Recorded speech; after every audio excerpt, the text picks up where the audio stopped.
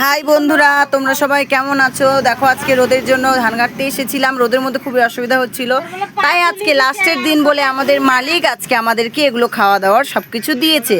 তো দেখো কি কি দিয়েছে সবার মুখে শুনে নেবে। এই যে আমার মাসি, মামি, দিদা সবাই এখানে বসে আছে।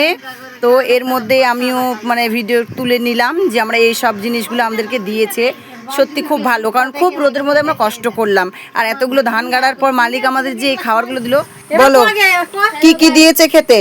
মিষ্টি দিয়েছে, মুড়ির পরে চানাচুর দিয়েছে, আর চানাচুরের মধ্যে পাউরুটি, পাউরুটির মধ্যে গোল্লা, চানাচুরটা ওঠা, এই যে একটা ঠান্ডা ওটা রাখে দিলাম, আরো একটা ঠান্ডা এটা রাখে দিলাম, আর আরো একটা আছে কোকোকোলা।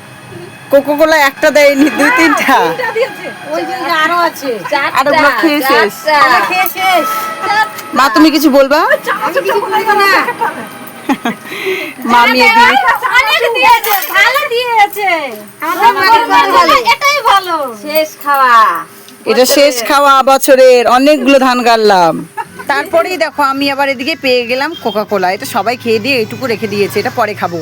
তো কোকাকোলা দেখার পরে এই যে চানাচুর, যেটা আমাদের সবসময় দেয়, মুড়ি আর চানাচুর। চলো এবার আমরা মুড়িটাই খেয়ে আসি।